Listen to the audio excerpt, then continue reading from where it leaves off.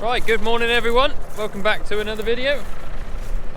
Hopefully the microphone's not in shot. One of those things you never realise if the mic's in the shot until you come to editing. So anyway, we're back. It's the Tuesday after Bank Holiday Monday. We're just picking up some of our oat straw here that Tom baled for us end of last week. You might be able to hear some cows down there that aren't very happy, they want to move. But we're planning to grow a crop in that field next year, so we're getting them to eat it off murder tight. So yeah, Craig's just loading up the trailer with some bales. We're taking them to our shed, which you can just about see down there. And then they'll be used for bedding up in the winter, obviously. Just wanted to say thank you to everyone that came out to the live stream last night, or Monday night, just gone. And wished us all the best with Gus and his recovery. For those that aren't aware, our Cocker Spaniel puppy Gus broke his leg quite badly on Thursday last week. And we had to take him up to a specialist in Ringwood, which is about 3 hours from us, 2.5, 3 hours, to have him operated on. But he is home with us now and he's doing all right. He's got some physio to do. And amazingly, he's walking on his leg like he hasn't done anything. So they've obviously done a very good job. So we're very grateful to our vets St Boniface in Crediton for looking after him, and also to Southern Counties vet specialists where he was operated on. So he's got a bit of a road to recovery, but he'll be just fine, hopefully. So the plan today is we're going to move this straw, and then what we might do is go home and get a little, I guess you could call it a chisel plough or a springtime cultivator, just to come over this stubble with, just to make anything that came out the back of the combine chit and start growing, so that we can spray it off to get a stale seed bed for the barley that's going to go in behind these oats. So I think that's the grand plan. And then tomorrow I believe we're going to hope to start combining the wheat, and we may or may not get that on film just because I've actually got to be home with Gus tomorrow. We got to stay at home, one of us, for the first couple of weeks, keep an eye on him whilst his wound is healing, and Abby's starting her new role in the hospital tomorrow, so I'll have to stay home with Gus, but I might be able to sneak out for a couple of hours to see how we're getting on.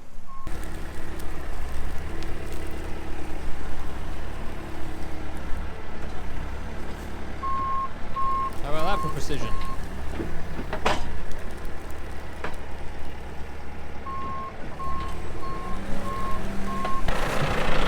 Got the 130 on the trailer.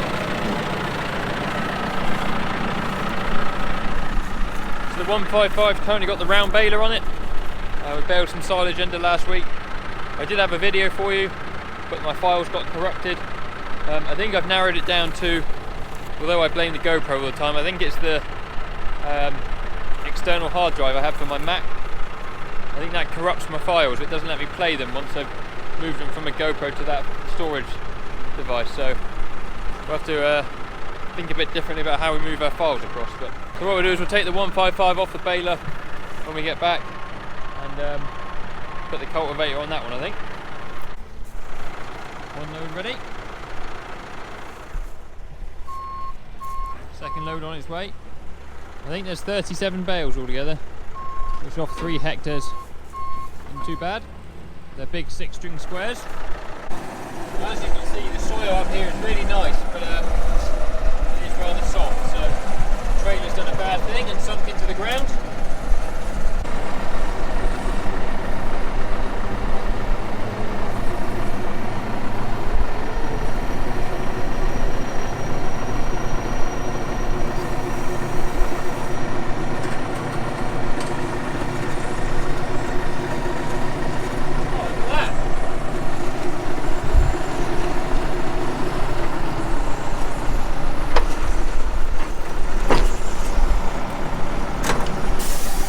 Time. I'm going to put the brakes on. The only thing I don't really like about this tractor is this steering wheel. Is when you want to use the GPS, you've got to put this separate kit on. It's just, you whack your knees on this all day, but it's handy for having the auto steer.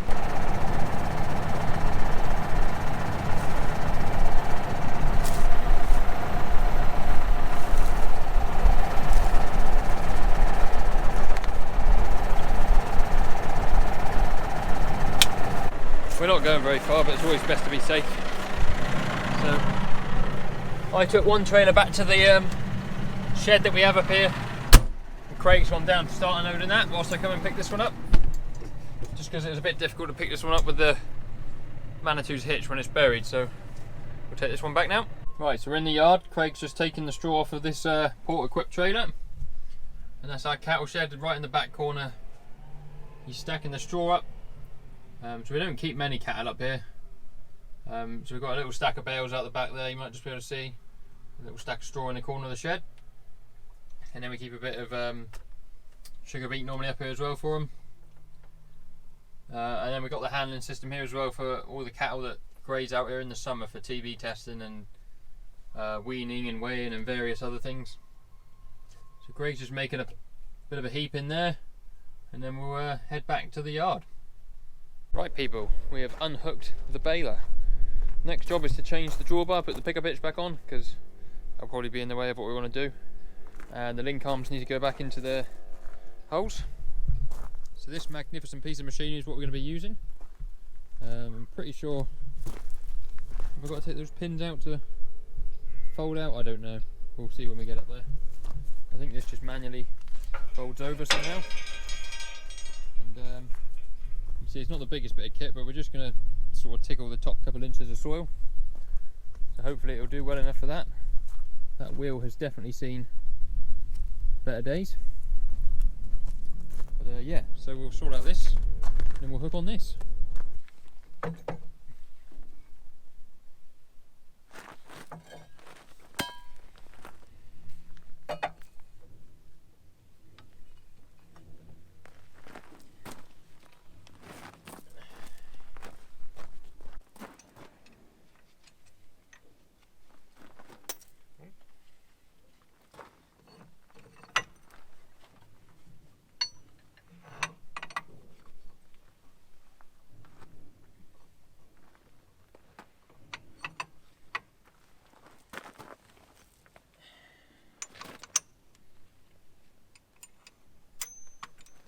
Right, we've got it on.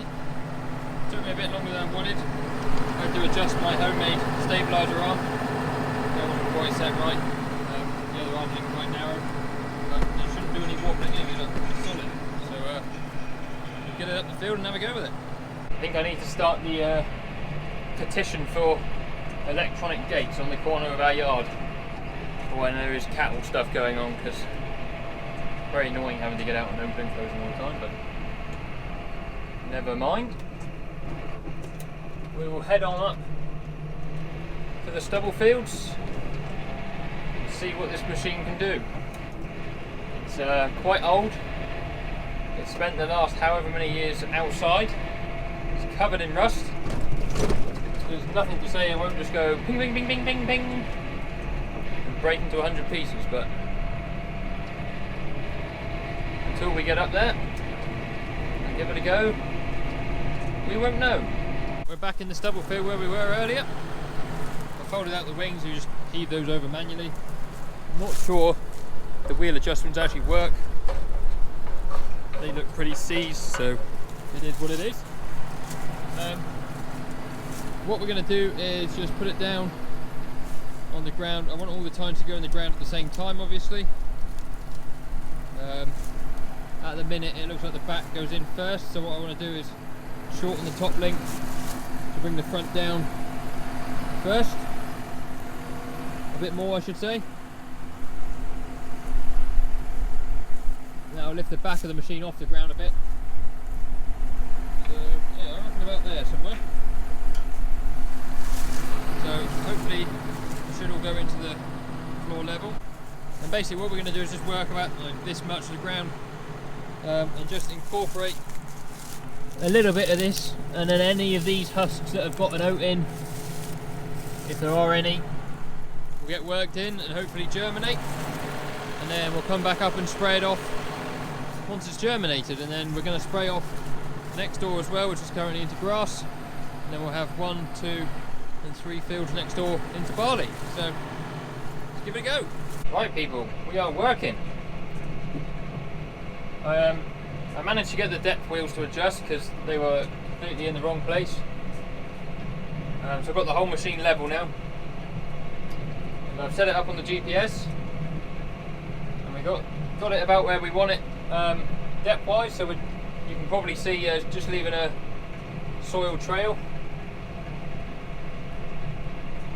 At the minute it looks like we're going with the roads, but we're not. It's because we're on the headland. In a minute we'll be sort of on a bit of an angle across the work from last year.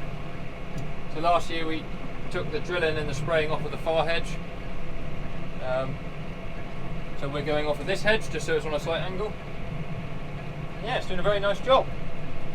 There's a couple of places where the stubble's a bit longer, and there's a bit of straw that wasn't picked up by the baler, so it's sort of dragging that along, but that won't matter because at the end of every run, when I pick it up, it just drops it, and then I can drag it all to a heap at the end.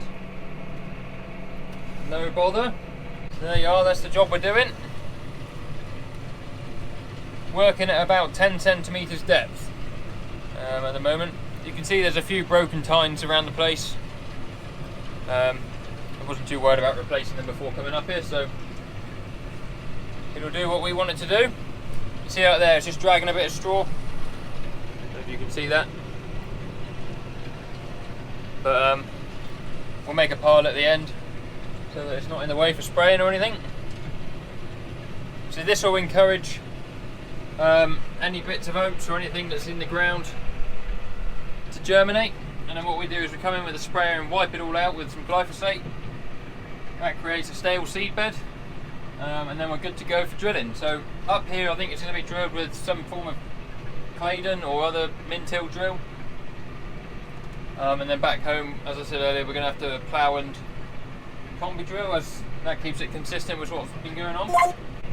I do like the electric switches for the linkage and the spools on the John Deere. You can just flick them, it'll go to your predetermined height. So I got it set at 60-something%. Leave my ball of stuff there right on the edge.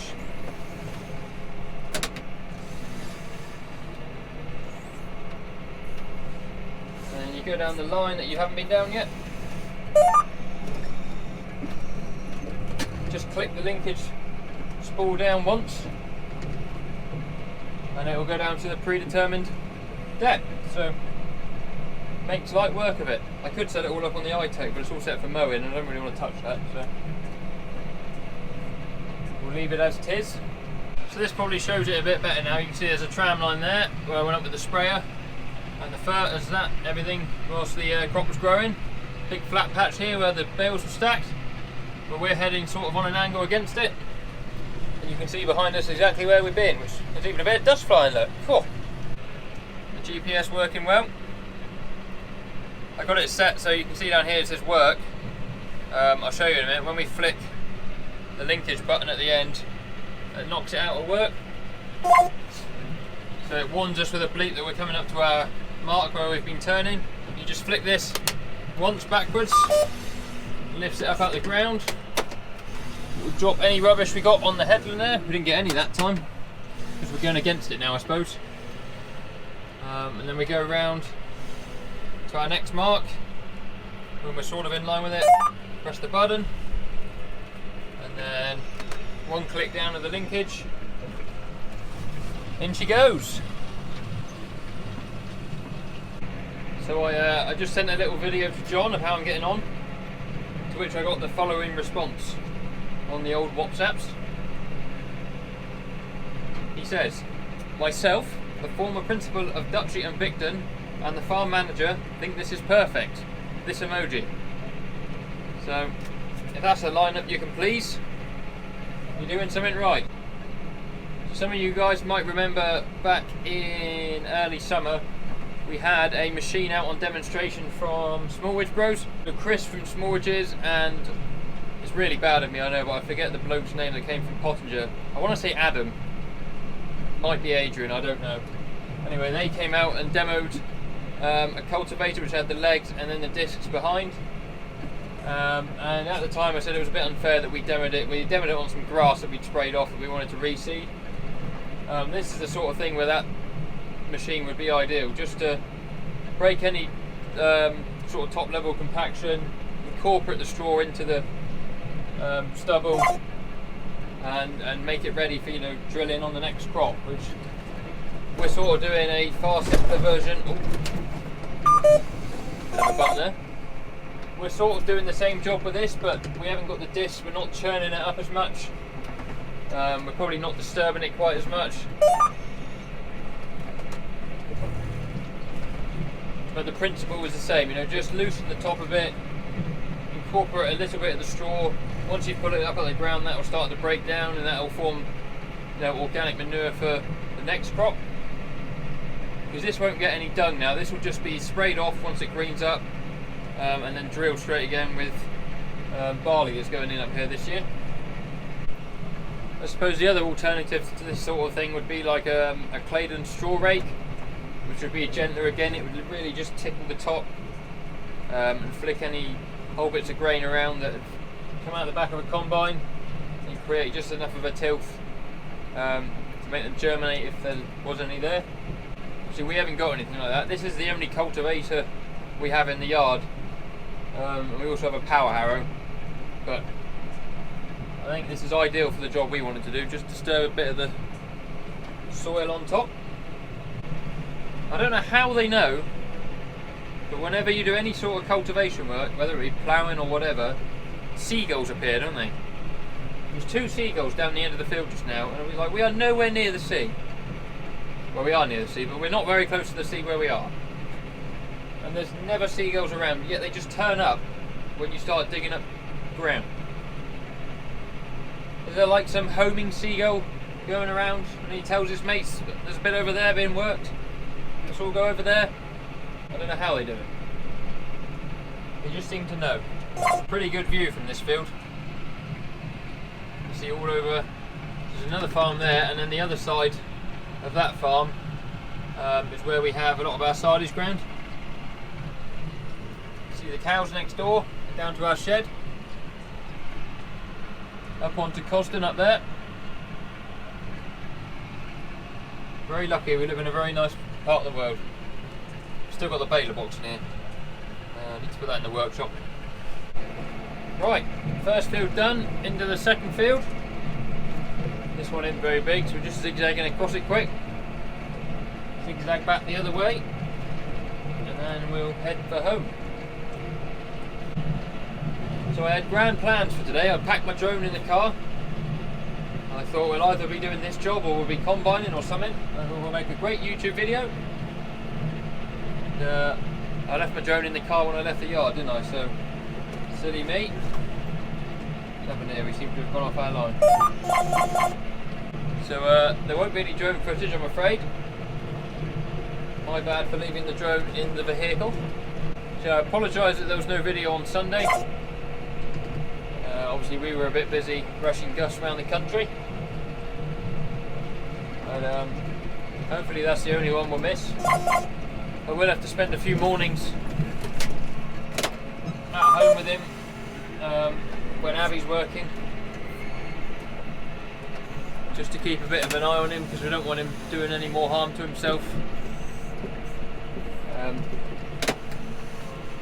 So if I do miss any videos, I apologise, but they definitely do come second to Gus. So that was why we did the live stream last night, really, was to make up for the fact that we didn't do one on Sunday. So it was nice that so many people came out to see how Gus was getting on and to say hello, and all the questions we had. There's some really good questions as well. I'll explain a bit more on the way home.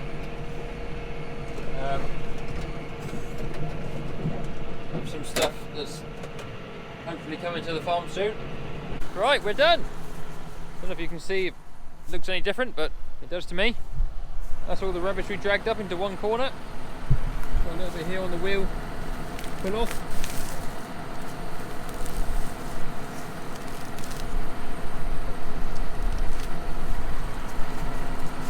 A bit in here. Same on the other side, but we'll do that in a minute.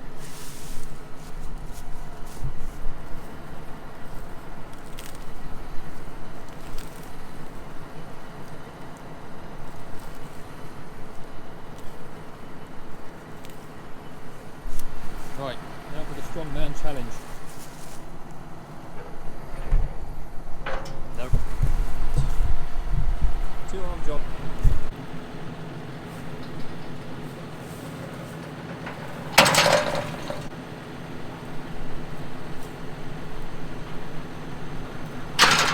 This, we'll fold it up.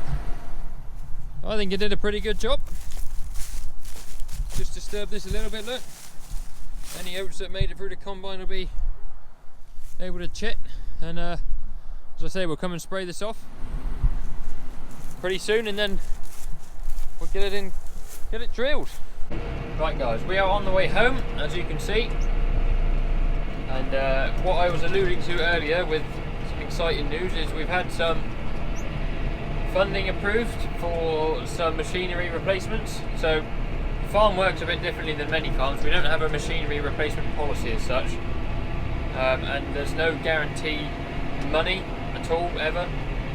We work on a yearly budget, and so when machines come to wanting to be replaced, we have to put in a business case. Or I say Bruce has to put in a business case, and it goes off to be looked at, and if we're successful we get the money to change the machines, and if we're not, we're not. And so anyone who's followed the channel for the past year will have seen all the trials and tribulations we've had with our Fert spinner. It's been nothing short of a pain in the backside most of the time, and so that one's gone in to a business case to be replaced, which we've got. So hopefully before too long there'll be a new Fert spinner on the farm. We're looking primarily at KRM. All of the people that we've asked and all of the feedback I've had off you guys have sort of said KRM, sorry, are the way to go. We went and saw one that a neighbour to the farm has, and it just looked really well built, easy to use, good backup, so it's probably what we're going to go for there. We've also had funding to change the straw topper, because that one does a lot of work.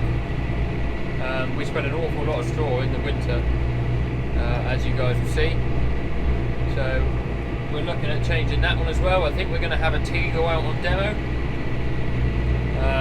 sometime in September.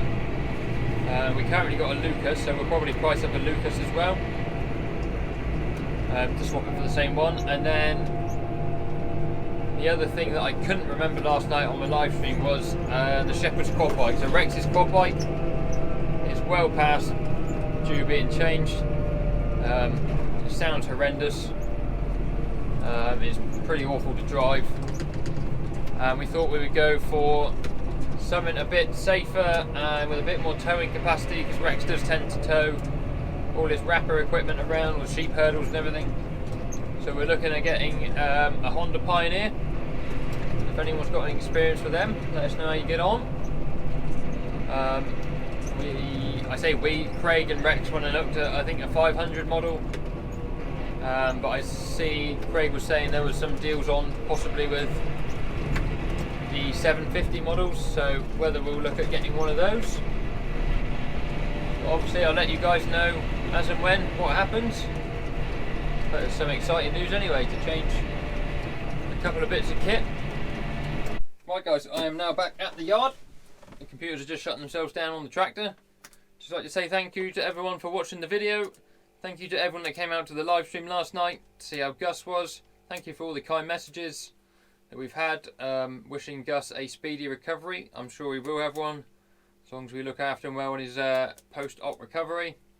If you'd like to see any more videos, make sure you subscribe to the channel. If you'd like to give this video a thumbs up, that would be fantastic as well. All of my socials will be on the bottom of the screen now. You can also follow Gus on Instagram if you want, at the Farming Spaniel. I'll try and remember to put a link to that in the description as well. But until the next time guys, thank you for watching, and cheerio.